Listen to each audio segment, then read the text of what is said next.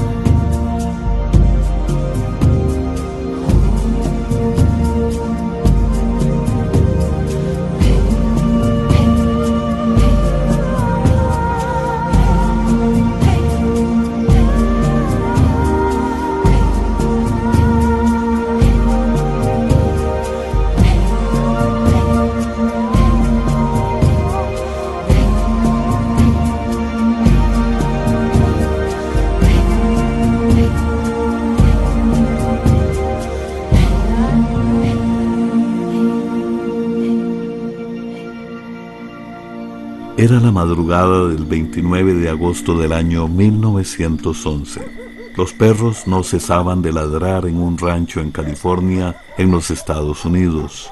Los guardas se levantaron para ver qué pasaba, y como un ave que hubiera chocado contra la cerca, se encontraron un hombre en el suelo.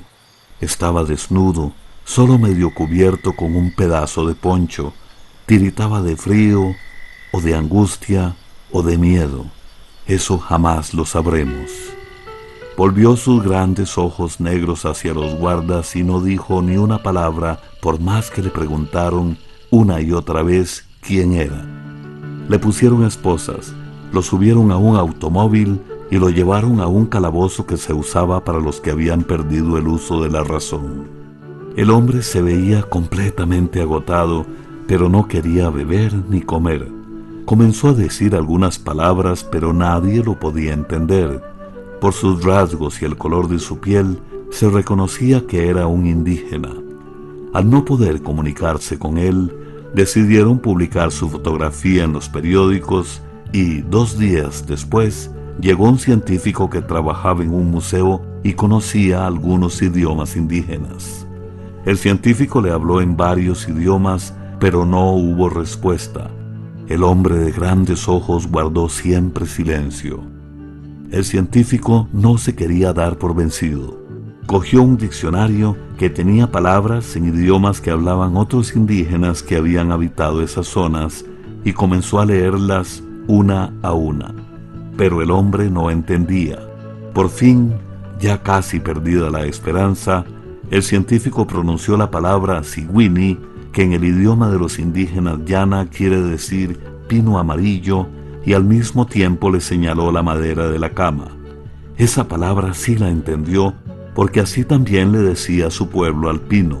Grande fue la alegría de los dos, pues habían comenzado a entenderse. De ahí en adelante, el científico señalaba alguna cosa y con un gesto le preguntaba al hombre cómo la llamaba él. El indígena se lo decía y el científico lo apuntaba. Desde ese día, ese hombre silencioso comenzó a comer y a hablar. Había nacido la confianza al poder entenderse con otro ser humano. Y comunicándose, comenzó una amistad entre el indígena y el científico que habría de durar 5 años y hasta aprendió a hablar inglés. A pesar de eso, el indígena nunca quiso decir su verdadero nombre. Él respetaba las costumbres de su pueblo y era prohibido decírselo a alguien que no fuera de su pueblo, de su propia raíz. Por eso, cuando le preguntaron cuál era, él respondió Ishi, que en su idioma significa hombre. Pero sí contó toda la historia de su vida y lo que sus padres y abuelos le habían contado. Pero detengámonos aquí para escuchar la canción Vivir con Valor de Adán Jodorowsky, interpretada por él mismo y por Natalia Lafourcade. Te necesito para sanar este mundo cruel. Amigo, cuenta conmigo, sembremos con nuestras almas el bien. Podemos hacer un milagro, revivir todo lo sagrado, rescatar lo que se perdió.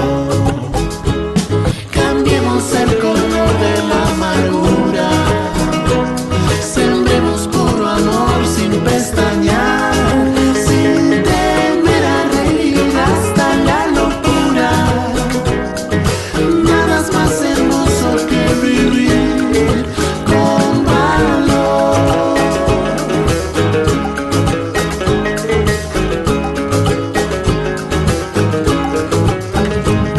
Del cielo caen recuerdos de cantos que fueron parte del ser. Ya no vemos por vencida la luz que nos abrazaba ayer. Podemos hacer un milagro, revivir todo lo sagrado, rescatar lo que se perdió. Cambiemos el color de la amargura, sembremos puro amor sin pestañear, sin temer a reír hasta la locura. Nada es más hermoso que vivir con valor.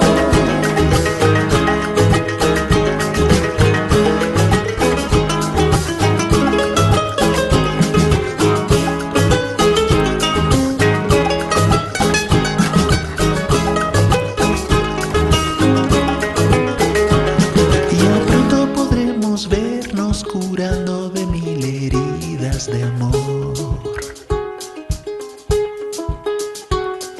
Llenamos con esperanza las almas que ya no sienten calor.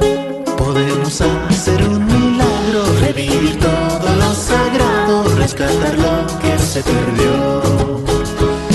Cambiemos el color de la amargura, sembremos puro amor sin pestañear, sin temer a reír hasta la locura. Nada es más hermoso que vivir con valor. Con valor.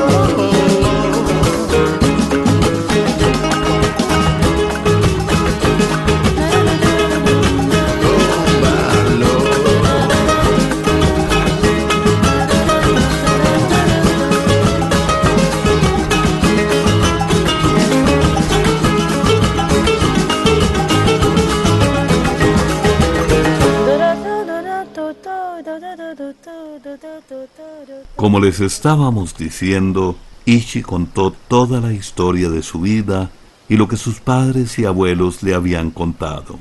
Él pertenecía al pueblo Yaji. Por todos eran, tal vez, unas 1000 personas que vivían en las zonas altas de lo que ahora es California. Vivían de la cacería, de la pesca y también de las frutas y raíces que recogían en los montes. Su principal alimento era una harina que sacaban de las semillas de los robles. No usaban utensilios de ninguna clase ni nada que fuera de barro o metal. Solo usaban canastos de todo estilo para transportar y guardar sus alimentos y las pocas cosas que poseían. Era un pueblo alegre y valiente, pero su tragedia comenzó en el año 1849. En ese año se regó la noticia de que los ríos y la tierra de California contenían mucho oro. Miles de hombres blancos de las otras regiones de Estados Unidos y también de Europa llegaron a California. Al llegar a California, unos en grandes caravanas y otros en barco se iban a buscar el preciado metal en las quebradas y arroyos. Se instalaban sin orden y sin ley, respetando solo al más fuerte. Otros, que habían llegado mucho antes de Europa, abandonaban los poblados y las fincas para dirigirse a zonas más ordenadas y seguras. En el año 1860, ya eran 400,000 los buscadores de oro que habían invadido esa región. Los indígenas de esas zonas intentaron permanecer en los montes y valles en que habían vivido durante miles de años, pero paso a paso los fueron arrinconando. Cuando se defendían con sus arcos y flechas y sus cuchillos, o cuando saqueaban los ranchos de los oreros en busca de comida, los hombres blancos se organizaban para castigarlos y tomar venganza. En caballos y con armas de fuego, rodeaban los poblados y eran cientos, tal vez miles, los indígenas que tenían que morir a causa de la venganza. En esos años nació Ishi.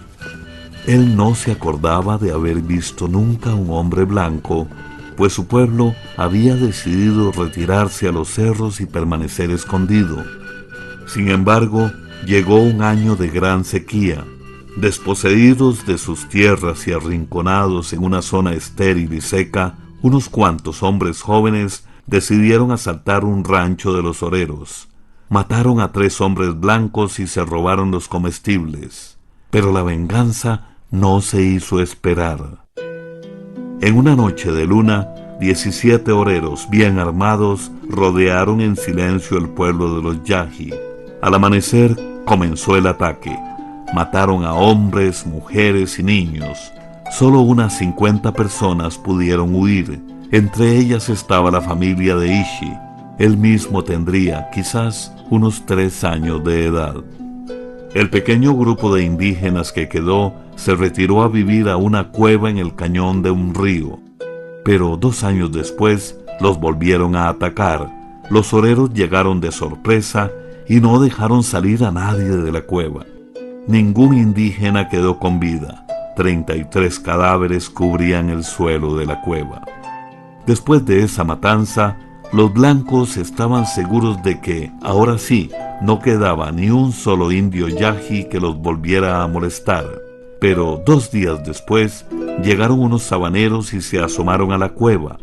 ¿Cuál sería su asombro al ver que los cadáveres habían sido retirados? Probablemente para darles sepultura religiosa, según la costumbre de los Yaji. Vamos a escuchar ahora otra melodía indígena. Esta es sobre la sanación del espíritu a través de la música de los indígenas Lakota, también de los Estados Unidos.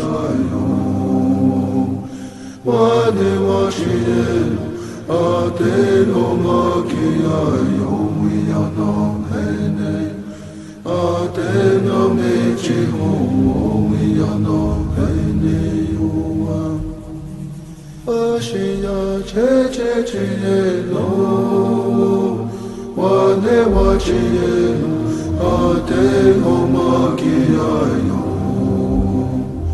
wane wa che ate no ma ki ayo wane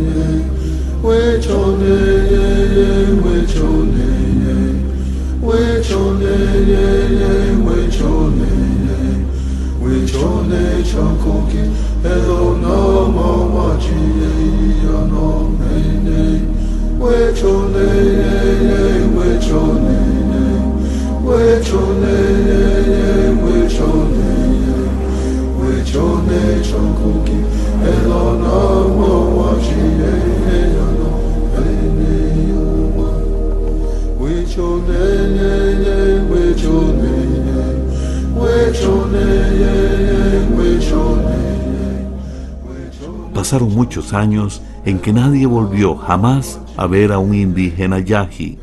Por Ishi se sabe que eran aproximadamente 20 los sobrevivientes. Vivían en el cañón de un río a media altura del paredón. Desde abajo no los podían ver porque los ocultaba una roca. Hacia arriba los tapaban las ramas de los arbustos. Pescaban con arpones, con arcos y flechas. Eran armas que no hacían ruido.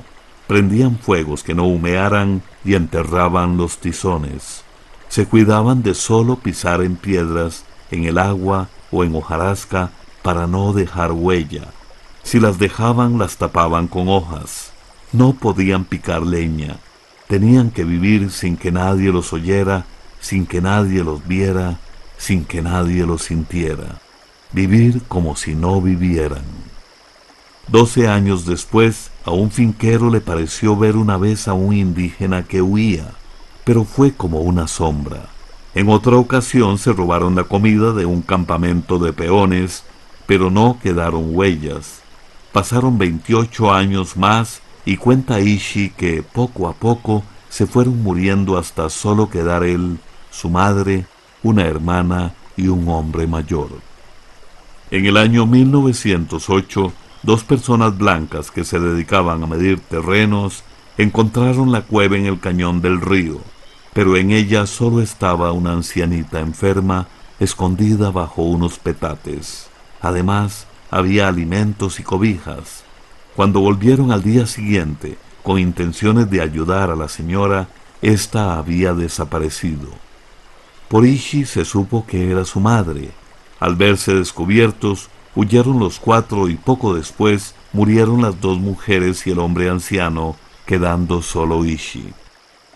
Lo que sucedió entonces en el corazón de Ishi, ni él mismo lo pudo explicar jamás. Pero ningún ser humano ha nacido para vivir en la soledad completa. Resistió 3 años hasta el día en que se lanzó, desesperado, contra la cerca del rancho en busca de seres humanos, a pesar de que estaba convencido de que lo iban a matar. Y aquí volvemos al principio de esta historia.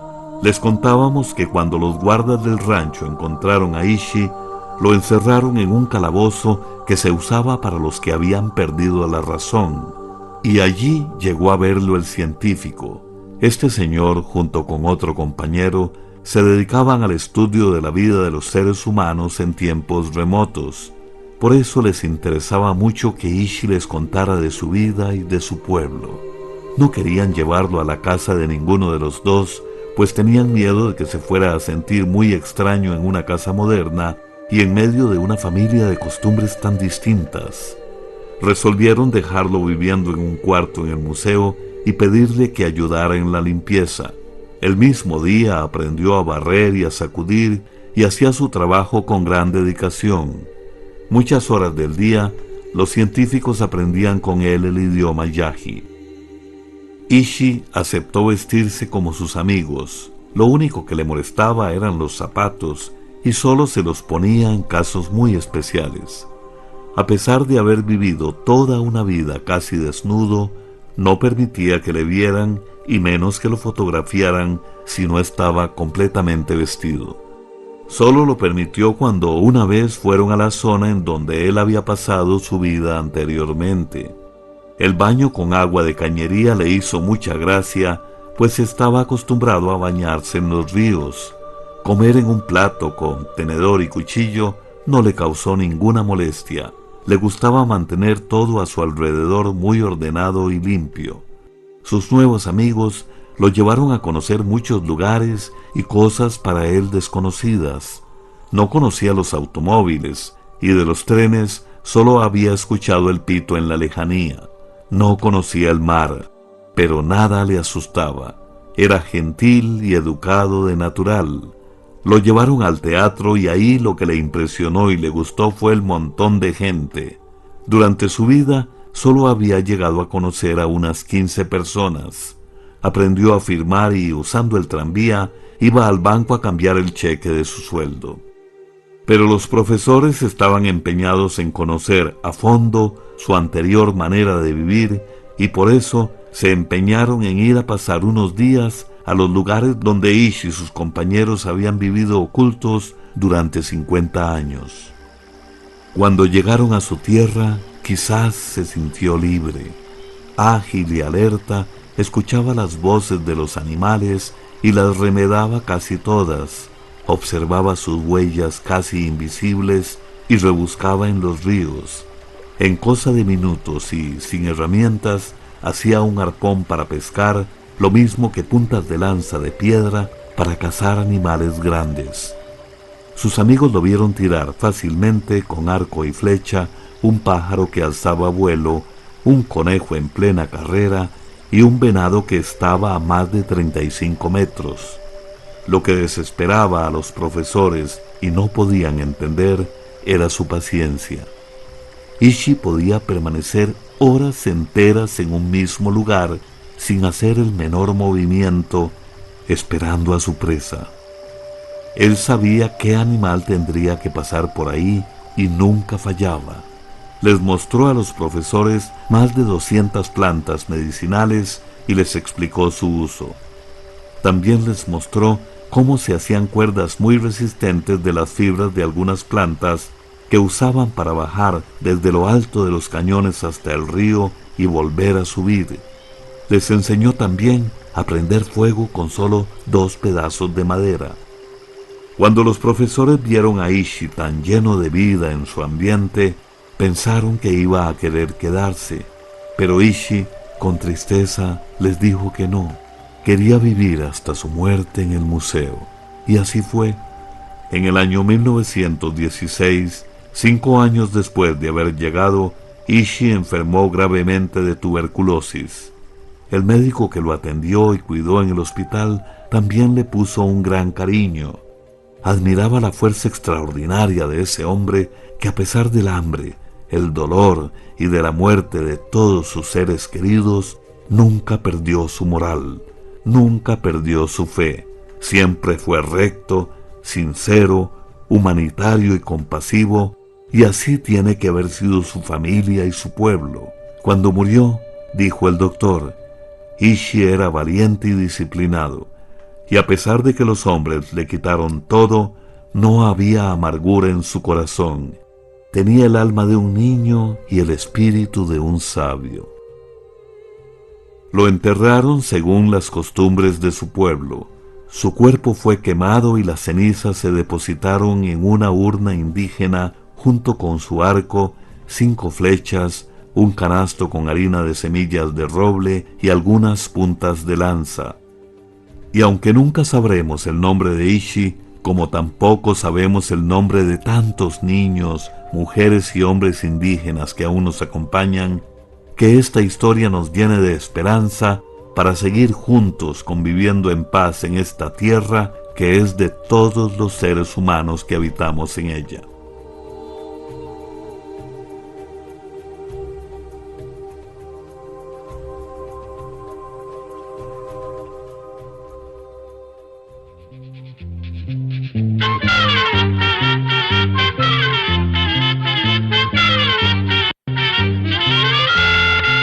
Llegó el momento de despedirnos. Se va a la escuela, se va cantando.